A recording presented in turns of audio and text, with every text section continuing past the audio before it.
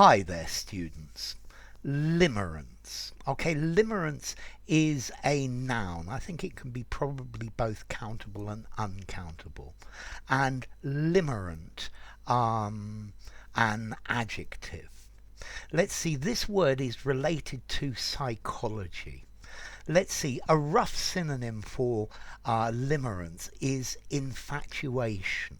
When you fall in love with someone and you're infatuated with them.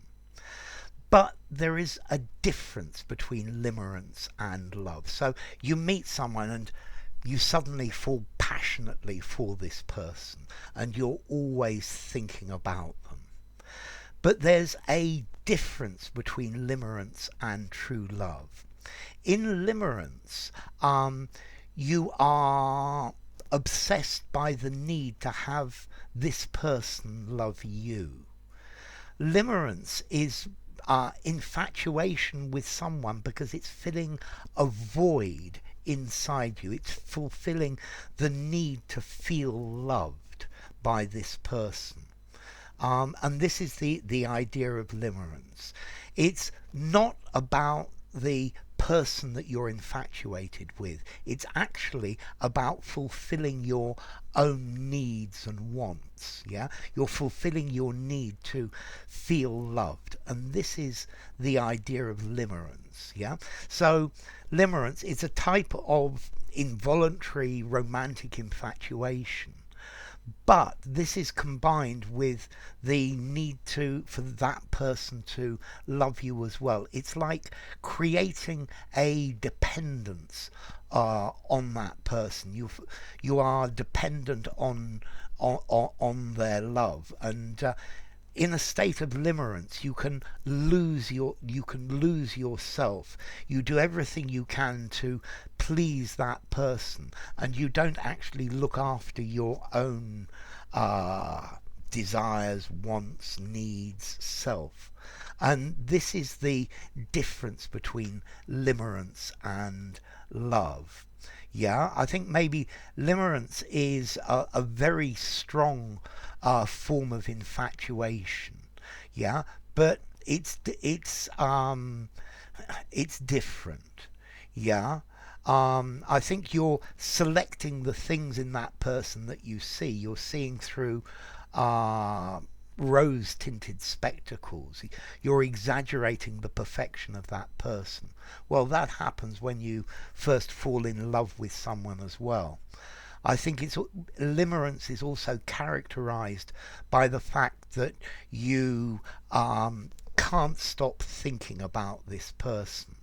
Yeah, and you're imagining you being their savior. I think limerence is also characterized by emotional dependency. Yeah, and I think in this your worries and your insecurities are the thing that control your actions and the way you react, and you're constantly worried about presenting yourself in the best light. Yeah, as opposed to being yourself and letting this person love you for what you really are. So in limerence, again, everything else is secondary, and this, unfortunately, limerence is not a healthy romantic relationship. Yeah, so if you love them for the way they eat with their mouth open, probably 6 months from now you'll say, my God, that's awful. Yeah, so you're ignoring your clear logical thoughts. You're stopping yourself from being yourself, and you're doing everything you can to please this person. And this is limerence. The adjective limerent, a limerent relationship. Yeah, so I think in life it's a good thing to see the difference between limerence and love. Let's see, this is a psychological word. I would probably give it a 7.5 in formality. I think if you use this in an informal conversation, people are just not going to know what you mean. I think I would keep it to a semi-formal conversation or a semi-formal writing or above. As to origin, this word was actually coined by Dorothy Tenov, who was an American psychologist.